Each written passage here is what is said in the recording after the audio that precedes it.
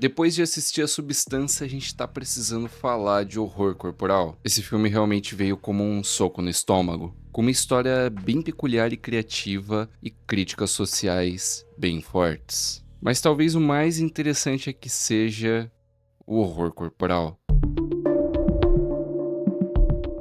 Esse é um subgênero do horror onde as mutações físicas ou as mudanças corporais são o palco para a narrativa acontecer. E hoje eu vou te levar para conhecer os principais filmes que fizeram esse gênero surgir. Mas antes, não esquece de se inscrever no canal e deixar um gostei, que isso me ajuda demais e faz o YouTube entregar esse vídeo para mais pessoas. Vamos pro vídeo. Why would anybody watch a scum show like Videodrome? Why did you watch it, Max? Videodrome é um dos filmes mais icônicos do diretor David Cronenberg, lançado em 1983. Esse filme mistura horror psicológico e ficção científica e mergulha fundo nos temas de controle mental, mídia manipulativa e os efeitos da violência e da tecnologia sobre o corpo e a mente humana. O filme segue Max Rain, o dono de um canal de televisão pequeno que procura por conteúdo provocativo e impactante para atrair a audiência. Max é conhecido por exibir material controverso, e ele está sempre à procura de programas que choquem e mantenham seu público engajado. Ele acaba descobrindo um sinal de transmissão clandestino e bizarro chamado Videodrome, o que o deixa intrigado.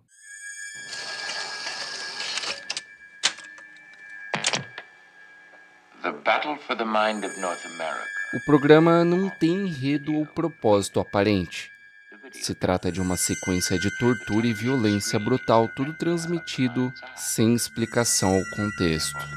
A ideia de transmitir algo tão ousado vira uma tentação para Max. Ele acredita que essa violência gráfica pode atrair ainda mais audiência para o canal. À medida que Max se aprofunda no Videodrome, ele descobre que o sinal não é apenas um programa de televisão, mas uma ferramenta de manipulação psicológica. Quem assiste ao Videodrome começa a sofrer alucinações, e Max não é uma exceção. A partir do momento que ele começa a ver o Videodrome, a percepção de realidade dele começa a se distorcer. Ele passa a ter visões, como seu próprio estômago se transformando em um aparelho de gravação de fitas VHS, simbolizando a fusão entre o corpo e a mídia. Isso faz com que ele comece a questionar o que é real e o que é uma alucinação induzida. Max descobre que o Videodrome é, na verdade, uma espécie de experimento criado por uma organização secreta que visa controlar e manipular as pessoas por meio de alucinações induzidas.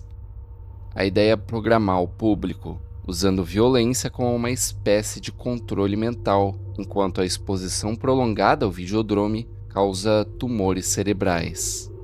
A motivação da organização é eliminar aqueles que são fracos ou decadentes, transformando-os em vítimas de suas próprias obsessões. Esse filme fala sobre os efeitos da tecnologia e da mídia na percepção da realidade. Ele explora a ideia de que a violência na televisão pode nos programar, moldando nossa mente de maneira que a gente nem percebe. E vamos falar real que é um filme que só ganha mais relevância conforme a gente percebe a nossa sociedade cada vez mais viciada em tecnologia hoje em dia.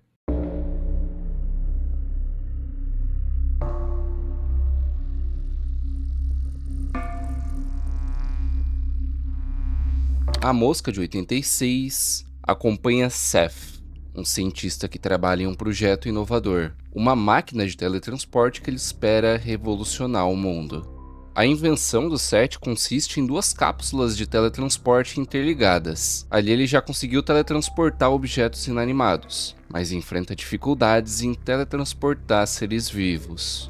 Durante os experimentos, ele percebe que a máquina tem problemas para lidar com a complexidade biológica e emocional dos seres vivos, o que resulta em uma série de testes com falhas bizarras e muitas vezes fatais. Em uma das tentativas iniciais, ele teletransporta um babuíno que sai da máquina completamente mutilado. I'm looking at you. I can tell you're okay. Depois de algum tempo, ele finalmente acredita que descobriu o segredo para o teletransporte dos seres vivos. Ele se teletransporta, mas o que ele não percebe é que uma mosca entrou na cápsula junto com ele. No nível genético, as sequências de DNA da mosca e do Seth acabam se fundindo, mas ele só começa a perceber o que aconteceu muito depois. Inicialmente, ele sente uma incrível melhora física. Ele vai ficando mais forte, mais ágil e cheio de energia. Ele acaba desenvolvendo uma confiança e agressividade também fora do comum. Interpreta isso como um benefício dos efeitos do teletransporte. À medida que a transformação avança, ele exibe habilidades sobre-humanas, como escalar paredes, mas também começa a apresentar uma aparência grotesca e comportamentos inquietantes. Ele acaba descobrindo que a realidade é muito mais sombria. Sua forma humana está sendo lentamente sobreposta pela genética da mosca, fazendo com que seu corpo sofra transformações terríveis e dolorosas. Ele vai perdendo os cabelos, os dentes e as unhas, enquanto seus membros começam a se deformar e a exibir características de um inseto. Com o passar do tempo, a personalidade humana de Seth cede espaço ao comportamento instintivo e violento de uma mosca. Ele se torna mais irracional e perigoso, o que culmina em um estado mental de completo desespero e isolamento. A Mosca também foi dirigido pelo David Cronenberg e é um clássico do horror da ficção científica. Ele é conhecido tanto por seus efeitos visuais, que são bem grotescos e chocantes, mas também pela profundidade emocional e psicológica que oferece. Esse filme é uma reinterpretação de uma história clássica dos anos 50, mas o diretor traz um olhar mais único sobre a transformação corporal e a obsessão científica, temas que são recorrentes em sua obra.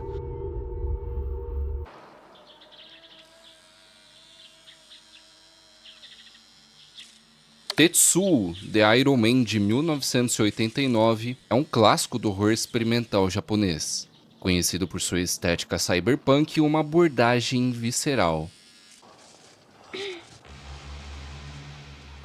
A história gira em torno de um homem que começa a se transformar em uma criatura híbrida fundindo carne e metal. Tudo começa quando ele é atropelado por outro homem, que aos poucos também começa a sofrer uma metamorfose bizarra. Eles acabam se tornando parte de uma jornada macabra, com o protagonista se vendo coberto por pedaços de metal, que começam a crescer e consumir seu corpo. Esse filme é em muitos sentidos uma reflexão sobre a ansiedade com a industrialização e o avanço da tecnologia, que eram temas muito presentes na época no Japão e no mundo. O diretor aqui usa preto e branco e cortes rápidos para criar uma atmosfera sufocante e claustrofóbica, fazendo o espectador sentir a angústia do personagem. Essa é uma obra visualmente agressiva, onde o som e a música industrial vão reforçando a sensação de desconforto de uma transformação dolorosa e irreversível. Pessoal, muito obrigado para quem assistiu até aqui. Não esquece de deixar um comentário, me fala aí qual filme que faltou nessa lista aqui que você acha. No futuro provavelmente vai ter uma parte 2 falando de filmes de horror corporal mais atuais. Também deixa um gostei e se inscreve no canal, que isso sempre é muito importante aí. Então por hoje é isso, fiquem bem e até mais.